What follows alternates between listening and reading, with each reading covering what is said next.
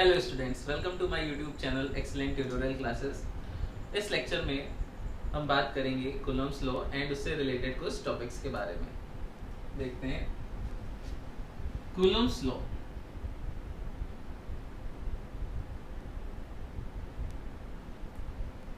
देखिए, कूलम्ब्स ने दो पॉइंट चार्जेस के बीच में लगने वाले फोर्सेस को एक्सप्लेन किया।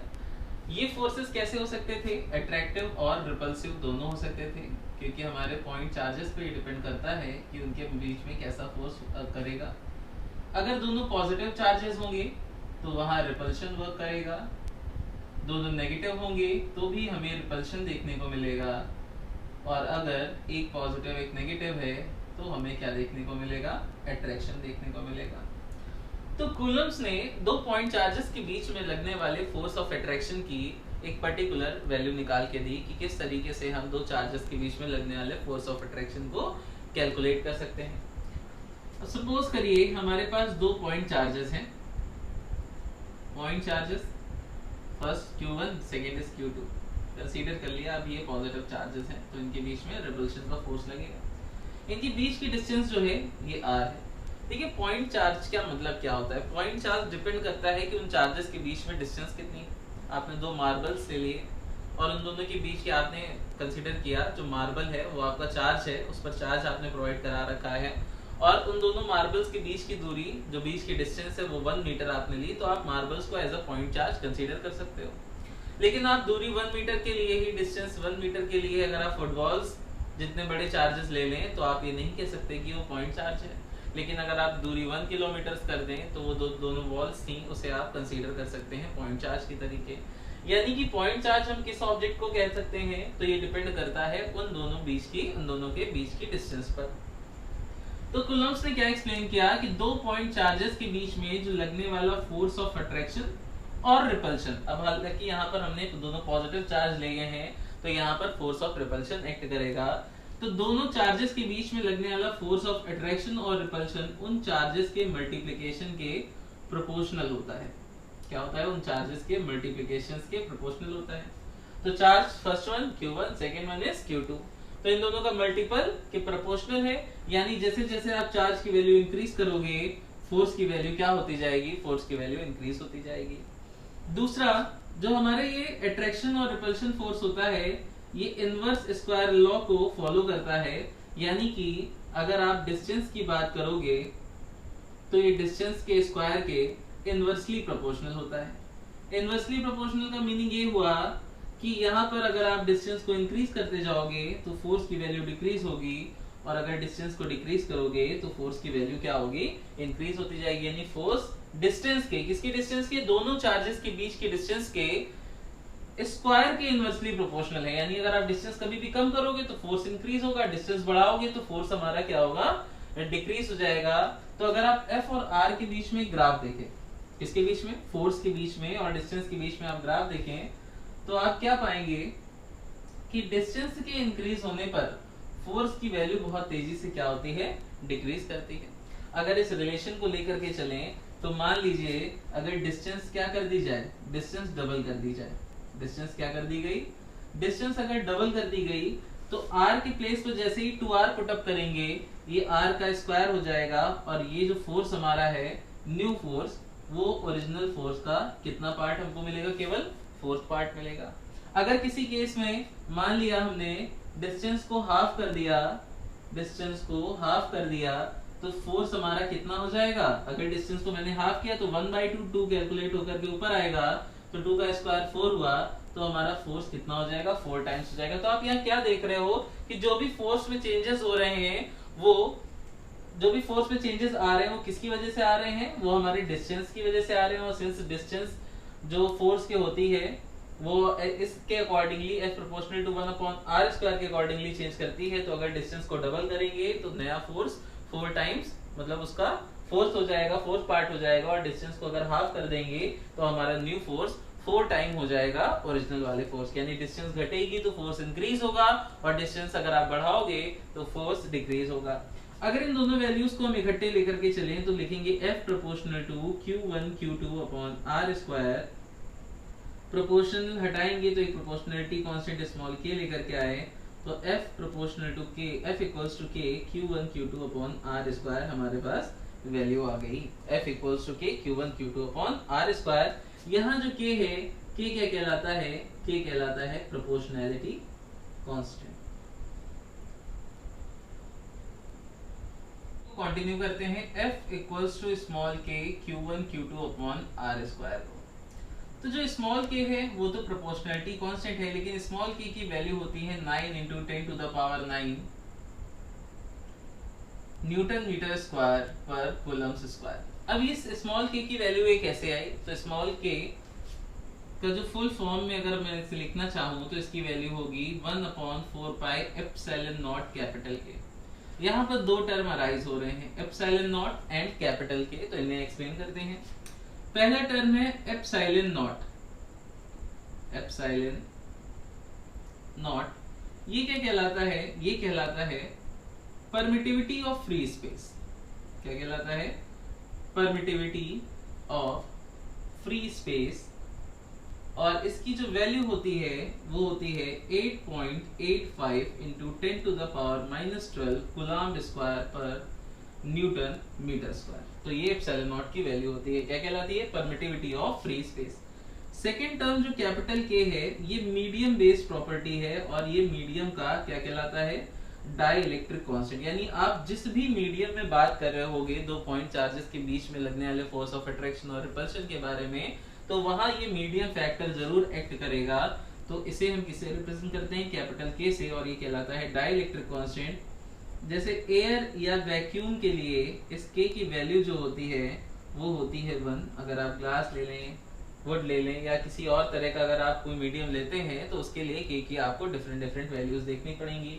तो अगर हम इन सब वैल्यूज को पुट अप करते हैं इस स्मॉल k के फॉर्मूले में, तो हमें स्मॉल k की वैल्यू कितनी मिलती है?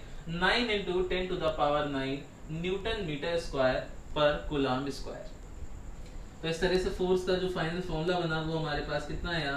1/4 pi epsilon naught k Q1 Q2 upon R square. और इसकी यूनिट क्या होती है? इसकी यूनिट होती है न्यूटन। कभी कभी एप्सिलॉन नॉट की डायमेंशन पूछने को भी आ जाती है, तो हमारा डायमेंशन अगर हम एप्सिलॉन नॉट की निकालेंगे तो हम इसी फॉर्मूले का यूज करेंगे। एप्सिलॉन नॉट को लेफ्ट हैंड साइड ले जाएंगे तो आएगा dimension of epsilon naught equals to dimension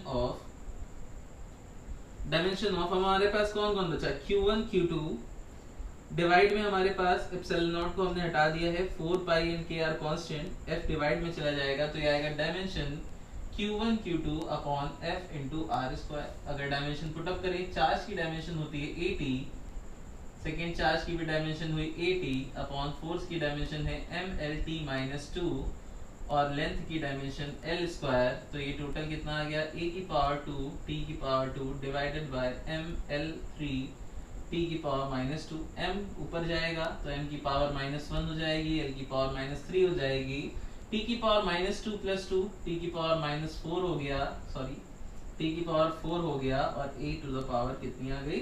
2 आ गई। तो इस तरह से हम क्या निकाल सकते हैं? एप्सिलॉन नॉट की डायमेंशन को भी कैलकुलेट कर सकते हैं। अब देखते हैं हम अपने कूलम्ब्स लॉ की वेक्टर फॉर्म। तो बच्चों अब बात करते हैं vector form of Coulomb's law की। Vector form of Coulomb's law.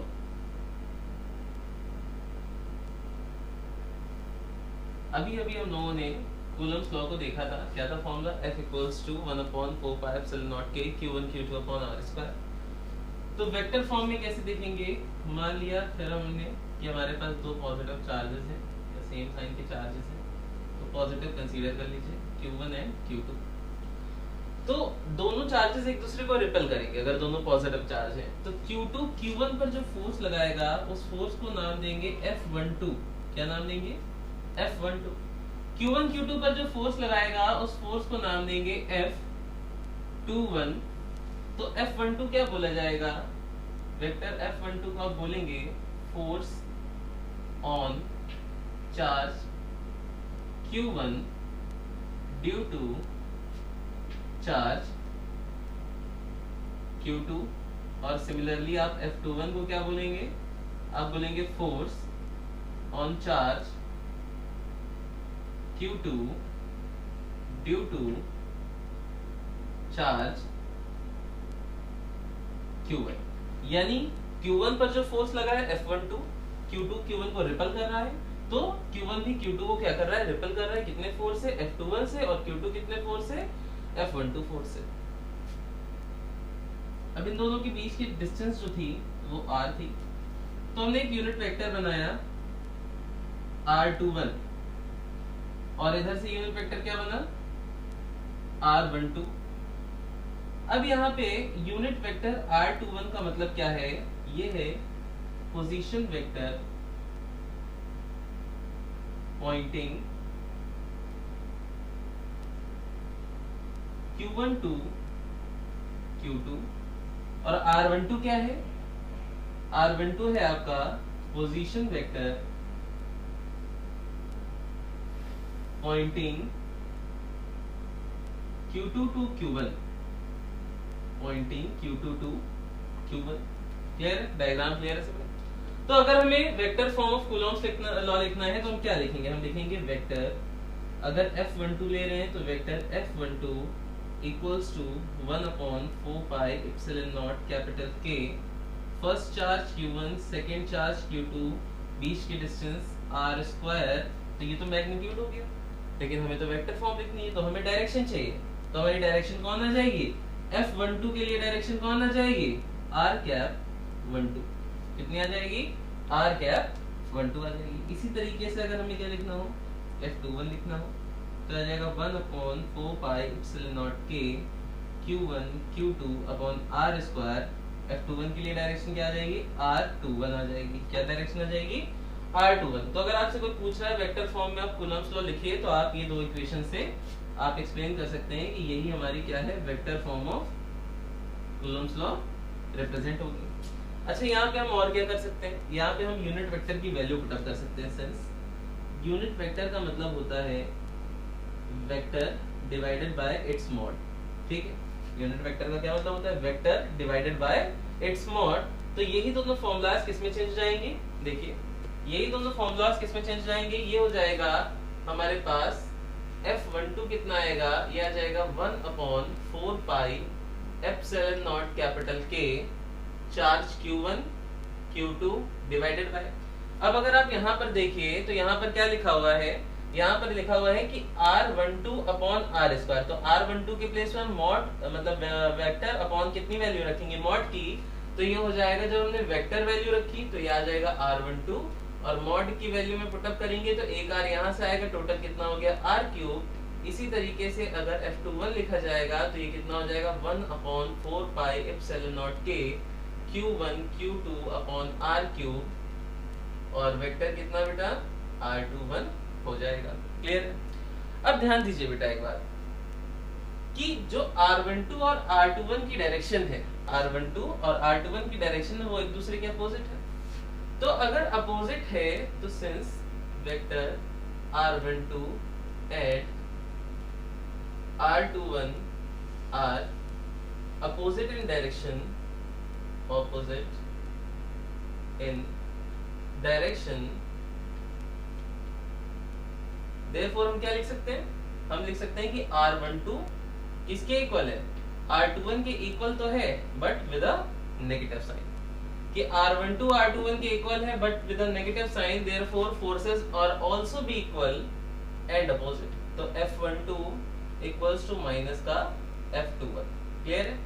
तो यहाँ से आपको क्या पता चला कि दोनों फोर्सेस इक्वल है बट उनकी डायरेक्शंस एक दूसरे के अपोजिट है।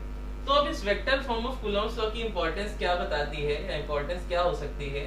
तो इसकी इंपॉर्टेंस ये है बेटा, पहला पॉइंट, पहले पॉइंट में हमने क्या शो किया कि F12 किसके इक्वल है, माइनस F21 के। तो ये किस लॉ को ओबे करता है, न्यूटन्स थर्ड लॉ को ओबे करता है। ठीक है, न्यूटन्स थर्ड लॉ को ओबे करता है। और दूसरा ये पॉइंट है कि डायग्राम अगर आप देखिए यहाँ पर कि Q1 पर जितना फोर्स लग रहा है उतना ही Q2 पर फोर्स लग रहा है, और ये दोनों फोर्स Q1 Q2 को ज्वाइन करने वाली लाइन के अलोंग है। तो आप क्या बोलोगे कि फोर्सेस आर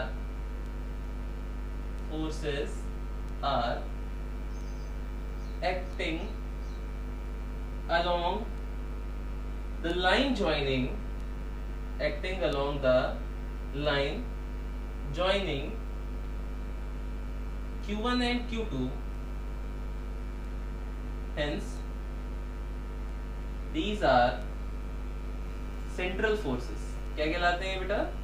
ये कहलाते हैं सेंट्रल फोर्सेस कहलाते हैं। तो ये हमारा क्या था? ये हमारा क्या था? कूलॉम्स लॉ की वेक्टर फॉर्म। अगर आपको क्वेश्चन आता है कि आपको कूलॉम्स लॉ की वेक्टर फॉर्म लिखनी है तो आपको सीधे सिंपली इस तरीके से एक्सप्लेन करते हुए बता देना है। अब इस पर एक इंपॉर्टेंट क्वेश्चन की बात करते हैं। ये क्वेश्चन क्या है? कंपैरिजन है, कंपैरिजन बिटवीन इलेक्ट्रिकल फोर्स या electrostatic force with gravitation force. तो इलेक्ट्रोस्टैटिक फोर्स और ग्रेविटेशन फोर्स का हमें कंपैरिजन देखना है। इसके लिए बात कर लेते हैं फॉर 2 इलेक्ट्रॉन्स। इसके लिए बात करते हैं फॉर 2 इलेक्ट्रॉन्स के लिए हम बात करते हैं। क्लियर? तो भाई इलेक्ट्रॉन्स के लिए पहले चार्ज पता करते हैं कितना होता है। तो इलेक्ट्रॉन्स पर चार्ज होता है 1.6 into 10 to the power minus 19 coulombs। Mass of electron कितना होता है? मास ऑफ इलेक्ट्रॉन होता है 9.1 multiplied by 10 to the power minus 31 of kilograms। इन दोनों में दो कांस्टेंट आते हैं। अब दोनों कांस्टेंट की बात कर लेते हैं इलेक्ट्रोस्टैटिक फोर्स के लिए और ग्रेविटेशनल फोर्स के लिए। तो इलेक्ट्रोस्टैटिक फोर्स के लिए कांस्टेंट है K, वैल्यू होती है 9 into 10 to the power 9 newton metre square per coulomb square, और ग्रेविटेशनल कांस्टेंट की वैल्यू होती है 6.67 into 10 to the power minus 11 newton metre square per kilogram square. हमें दोनों फोर्सेस का रेशियो निकालना है, कंपैरिजन कराना है, मीनिंग रेशियो निकालने का। Fe यानी इलेक्ट्रोस्टैटिक फोर्स का फॉर्मूला हुआ K Q1 Q2 upon R square, और ग्रेविटेशनल फोर्स की अगर बात करें तो Fg G M1 M2 upon R square. दोनों फोर्सेस का हमने रेशियो ले लिया। तो रेशियो लेने पर क्या लिखेंगे बेटा? लिखेंगे Fe divided by Fg equals to R square से R स्क्वायर कैंसिल हो जाएगा अगर इनका डिवाइड करेंगे हम, तो यह आ जाएगा K Q1 Q2 divided by G M1 M2। तो K Q1 Q2 K की वैल्यू हो गई 9 into 10 to the power 9, Q1 1.6 into 10 to the power minus 19 to 1.6 into 10 to the power minus 19 divided by 6.67 into 10 to the power minus 11 multiplied by 9.1 into 10 to the power minus 31 multiplied by 9.1 into 10 to the power minus 30। तो इस value को हम लोग solve करते हैं। पहले digits का multiply कराते हैं। 9 मल्टीप्लाइड बाय 1.6 मल्टीप्लाइड बाय 1.6, तो वैल्यू आएगी 23.04 multiplied by 10 to the power कितना हो गया बेटा? माइनस 19 38 माइनस 38 प्लस 9, ये बचा 10 to the power minus 29। Next हमारे पास क्या हो जाएगा? हमें मल्टीप्लाई कराना है 6.67 का 9.1 से और फिर 9.1 से, तो वैल्यू आ जाएगी 552.34 multiplied by 10 to the power minus 31 minus 62 और माइनस 62 माइनस 11 माइनस का 73। इस वैल्यू को जब हम डिवाइड करेंगे तो आंसर आएगा 0.041 और 10 टू द पावर सॉल्व करेंगे तो प्लस 73 ऊपर आ जाएगा। प्लस 73 माइनस 29, ये वैल्यू हो गई 10 टू द पावर कितना? 44। इसे हमने एडजस्ट कर लिया तो ये वैल्यू आई 4.1 into 10 टू द पावर 42। यानी कहने का मतलब क्या है कि इलेक्ट्रोस्टैटिक फोर्स, कौन सा फोर्स? इलेक्ट्रोस्टैटिक फोर्स लगभग ग्रेविटेशनल फोर्स का 10 टू द पावर 42 टाइम्स है। कितना है? 10 टू द पावर 42 टाइम्स है ग्रेविटेशनल फोर्स का। किसके लिए? जब हम कंपैरिजन करते हैं फॉर 2 इलेक्ट्रॉन्स। इसी तरह से आप 2 प्रोटॉन्स के बीच में निकाल सकते हैं, किसी अल्फा पार्टिकल प्रोटॉन के बीच में निकाल सकते हैं, किसी अल्फा पार्टिकल इलेक्ट्रॉन के बीच में निकाल सकते हैं।